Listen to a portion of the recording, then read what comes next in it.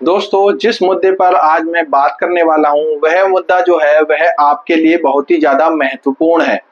अगर आप लॉ के स्टूडेंट हैं या फिर अभी रिसेंटली आपने वकालत करके प्रैक्टिस स्टार्ट की है, यह वीडियो आप सभी के लिए बहुत ही ज़्यादा महत्वपूर्ण है।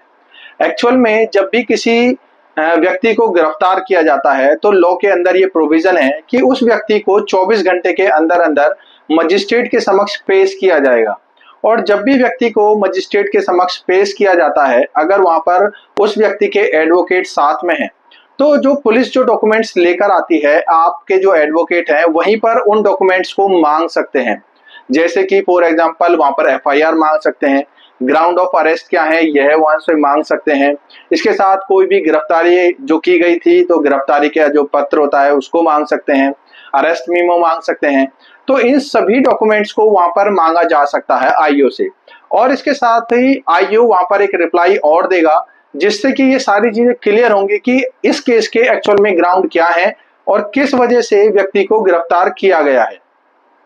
एक्चुअल में कई बार मैंने ऐसा देखा है कि जब भी व्यक्ति की बेल लगाई जाती है तो आईओ जो रिप्लाई लेकर आता है, तो काफी सारे एडवोकेट्स ऐसे भी होते हैं कि वहां पर आपका अधिकार होता है कि जो भी आईओ रिप्लाई लेकर आया है आप उसको रिप्लाई को ले सकते हैं।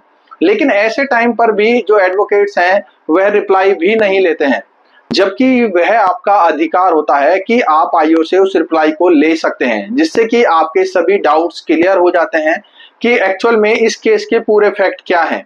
और जब भी व्यक्ति को मजिस्ट्रेट के सामने पेश किया जाता है, अगर आप ये सारे डॉक्यूमेंट्स वहीं पर ही कलेक्ट कर लेते हैं तो इससे आपको काफी बेनिफिट होता है, क्योंकि आप पहले नकल की कॉपी लगाएंगे, कोई चार्जशीट आएगी, तब आपको आपके पास ये सारे डॉक्यूमेंट्स आएंगे। उससे पहले ही फर्स्ट टाइम पर भी अगर आप आईओ से डॉक्यूमेंट्स कलेक्ट कर लेते हैं तो आपको बेसिक चीजें सारी क्लियर हो जाती हैं। आपको वहां पर ये पता चल जाता है कि अगर इलीगल तरीके से व्यक्ति को गिरफ्तार किया गया है तो फिर आप उसकी बेल भी लगा सकते हैं। आपके पास ये ग्राउंड हो जाता है कि आप उसको जेल जाने से बचा सकते हैं। तो इस तरीके से अगर कोई भी व्यक्ति को मजिस्ट्रेट के सामने पेश किया जा रहा है और अगर आपके एडवोकेट वहां पर हैं, तो इन सभी अधिकारों का इस्तेमाल करें और आईओ से वह सभी डॉक्यूमेंट्स तभी कलेक्ट करें, ये आपका अधिकार है। आई होप आपको क्लियर हो चुका होगा।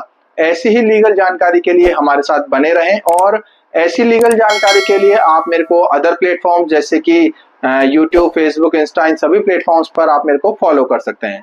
Thank you very much.